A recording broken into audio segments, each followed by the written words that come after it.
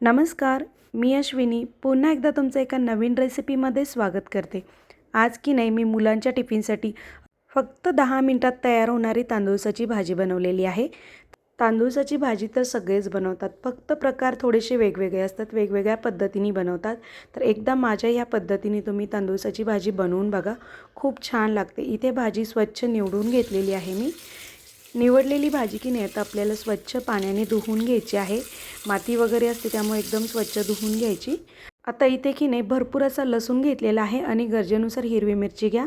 पालेभाज्या बनवताना की नाही लसूण थोडासा जास्त घालायचा, म्हणजे भाजी खूप छान लागते चवीला। लसूण आणि हिरवी मिरची की नाही मिक्सरला बारीक करून घेतलेली आहे मी। गॅसवरती कढई ठेवली आहे, तेल घालायचं आहे। तेल गरम झालं की जिरे घालायचे फोडणीला आपल्याला।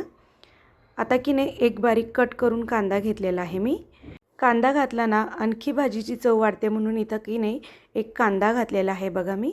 तेलामध्ये आपल्याला की नाही कांदा छान भाजून घ्यायचा आहे, गुलाबी रंगाचा होईपर्यंत। खूप जास्त भाजायचा नाही, नॉर्मल थोडासा भाजायचा, अर्धा कच्चा ठेवला तरीही चालेल। तर इथे बघा बऱ्यापैकी कांदा मी भाजून घेतलेला आहे। एकदा तुम्ही मी बनवलेल्या पद्धतीने ही तांदूळाची भाजी बनवून बघा, ज्यांना आवडत नाहीत ना ते सुद्धा आवडीने खातील, इतकी छान होते। आता कांदा बऱ्यापैकी आपला भाजून झालेला आहे।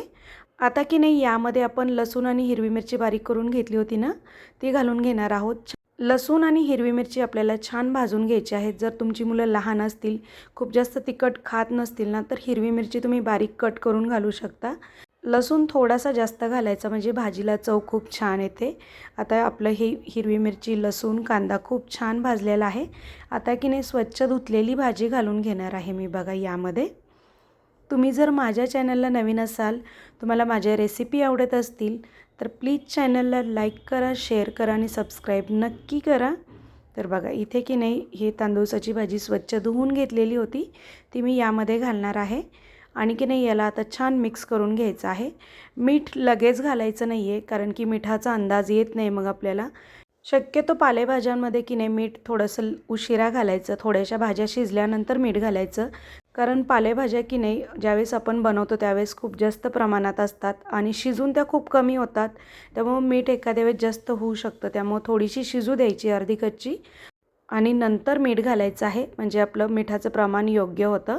आता इथे बघा एक 5 मिनटं की नाही मी ही भाजी की नाही मीडियम गॅसवरती झाकून शिजवणार आहे। आता बघा बऱ्यापैकी भाजी आपली शिजलेली आहे। तर आता यामध्ये की नाही मी मीठ घालणार आहे चवीनुसार आणि जाडसर असा शेंगदाण्याचं कूट घालायचं आहे। मेथीची भाजी, तांदूळाची भाजी किंवा शेपूची भाजी, आपण कुठल्याही पालेभाज्या बनवतो ना त्यावेळेस की नाही थोड्या अर्ध्या कच्च्या शिजू द्यायच्या आणि नंतर मीठ घालायचं।